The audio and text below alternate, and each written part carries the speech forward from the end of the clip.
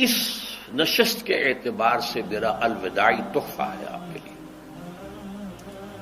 اور وہ یہ کہ میری جو دینی، ملی، تاریخی، سیاسی، عمرانی جو سوچ ہے، جو فکر ہے میرا، جو 50 برس سے زائد عرصے کے مطالعے اور غور و فکر پر مبنی ہے،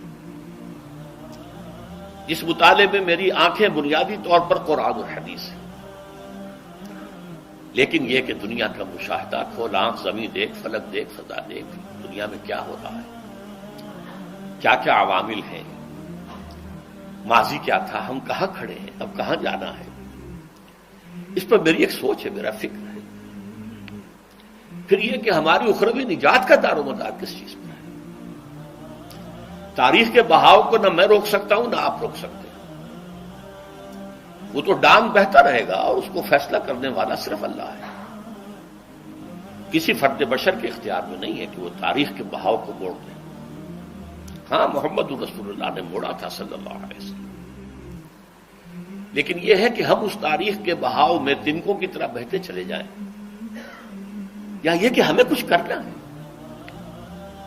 اس اعتبار سے میں اپنے فکر کا خلاصہ آج آپ کی خدمت میں پیش کروں گا، وہ میرا اس سلسلہ اجتماعات کے اعتبار سے الوداعی تحفہ ہوگا۔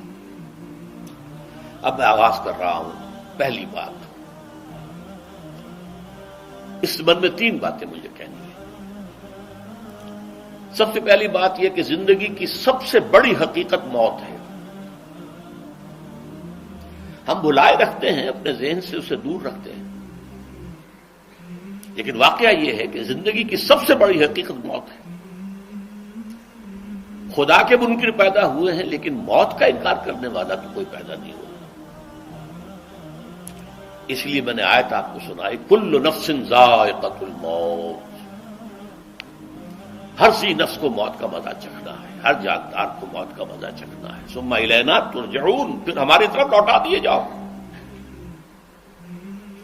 تو زندگی کی سب سے اہم حقیقت موت، اور موت کے بعد رجوع اللہ، آخرت، یہ سب سے بڑی حقیقت ہے۔ ایک حقیقت سب مانتے ہیں، سب جانتے ہیں، دوسری حقیقت کے اوپر پردہ پڑا ہوا۔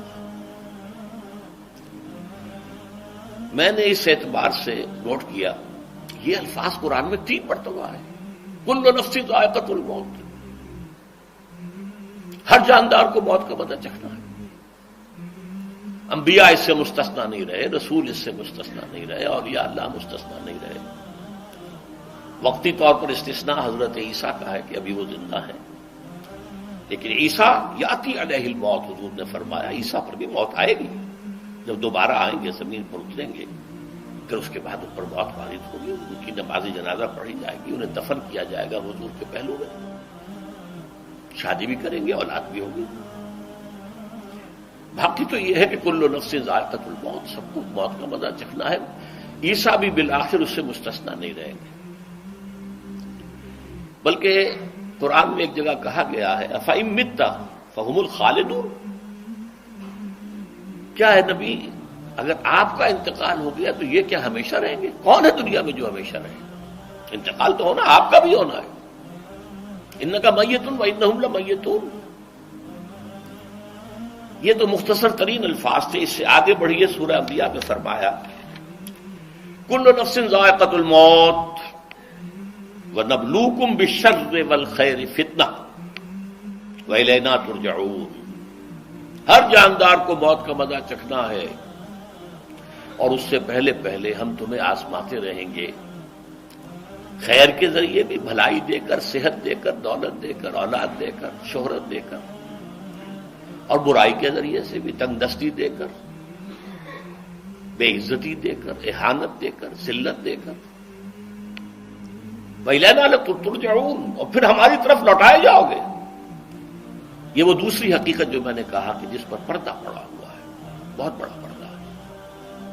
لوگ یہی سمجھتے ہیں کہ یہی دنیا کی زندگی ہے۔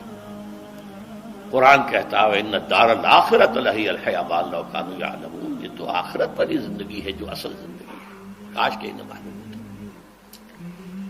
اس سے بھی زیادہ تفصیل سے یہ آل عمران میں آئی آیت، کل نفس ذائقۃ الموت وانما توفون اجورکم یوم القیامہ، ہر جاندار کو موت کا مزہ چکھنا ہے اور پھر تمہیں پورا پورا تمہارا اجر اور بدلہ دے دیا جائے گا قیامت کے دن۔ فمن زحزح عن النار وادخل الجنۃ فقد فاز، جو کوئی آگ سے بچا لیا گیا اور جنت میں داخل کر دیا گیا وہ تو کامیاب ہو گیا۔ اللہم ربنا اجعلنا منہم، اللہم ربنا اجعلنا منہم، اللہم ربنا اجعلنا منہم۔ وما الحیات الدنیا الا متاع الغرور، اور دنیا کی زندگی تو سوائے دھوکے کے سامان کے اور کچھ نہیں۔ دھوکہ کس معنی میں؟ یہ تمہیں اصل زندگی سے غافل کر دیتی ہے۔ تم کہیں سفر پر جا رہے تھے، تمہارا کہیں گھر تھا، تمہیں واپس آنا تھا، تم راستے ہی میں کسی دلچسپی میں ایسے مگن ہوئے کہ گھر بار سب بھول گئے۔ یہ تو تمہارا عارضی سا سفر تھا، تم نے اسی کو اپنی منزل بنا لیا، اپنا ٹھکانہ بنا لیا، تو دھوکہ دیا اس نے تمہیں۔ ویسے دنیا کی زندگی دھوکہ نہیں ہے، بڑی حقیقت ہے، اس لیے کہ حضور نے فرمایا انما الدنیا مزرعۃ الآخرہ، یہ دنیا آخرت کی کھیتی ہے، یہاں بو گے تو وہاں کاٹو گے، یہاں کچھ کمائی کرو گے تو وہاں اس کا بدلہ ملے گا۔ اس اعتبار سے دنیا بہت بڑی حقیقت ہے، ایک ایک لمحہ بہت بڑی قیمتی شے ہے، لیکن اگر یہ دنیا تمہیں آخرت سے غافل کر دے تو اس سے بڑا دھوکے باز اور کوئی نہیں۔ یہ اصل دجال ہے۔ میں نے تقریباً 60 برس کی عمر کو جب میں پہنچا تھا تو موت کا انتظار شروع کر دیا تھا۔ میرے قریبی احباب کو معلوم ہے، میں کہتا رہا، یہ بھی کہتا رہا کہ بھائی میں اپنے حصے کا کام کر چکا ہوں، جتنی صلاحیت اللہ نے دی تھی، جتنی بھی میرے اندر استعداد تھی، میں اس کو بھرپور طریقے پر استعمال کر چکا ہوں۔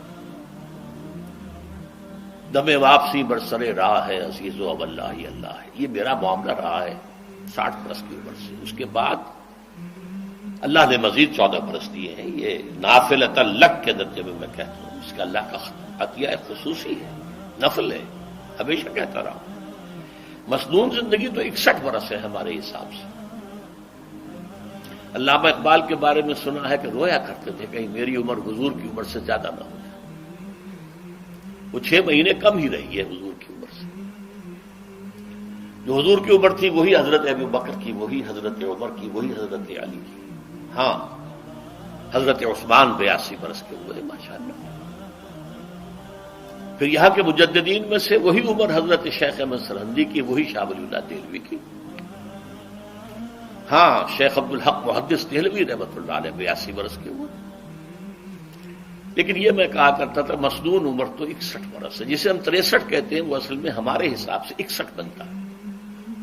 وہ 63 قمری ہے، جو 9 دن کم ہے، قمری سال جو ہے وہ شمسی سال سے۔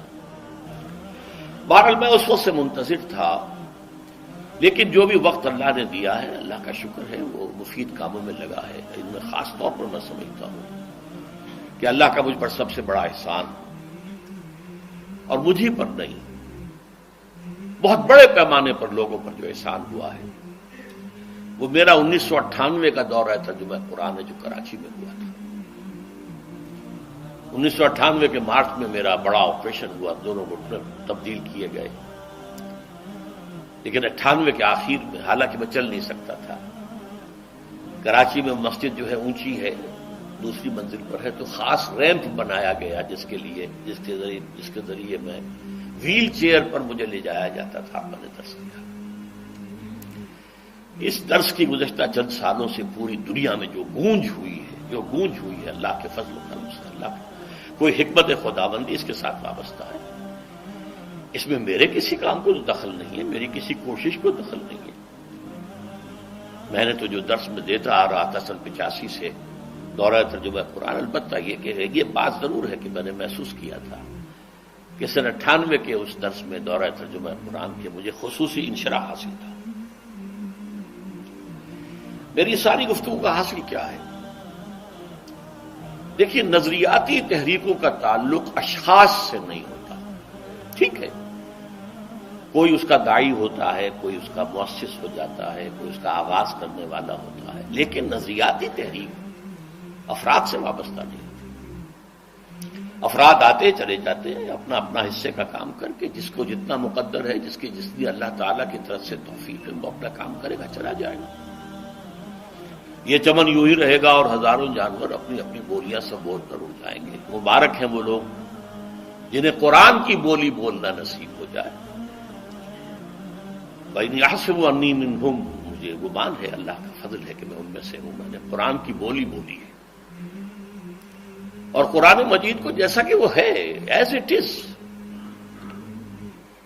اپنے کو مذمومہ خیالات، اپنے کوئی ذہن سے زائدہ نظریات کو میں نے اس میں دخل نہیں دیا، جسے انگریزی میں آپ آبجیکٹولی کہتے ہیں۔ خالص معروضی طور پر قرآن کو پڑھا، قرآن کو قرآن سے سمجھائے، یا پھر سیرت رسول سے سمجھائے۔ میں لفظ سنت کی بجائے سیرت استعمال کر رہا ہوں۔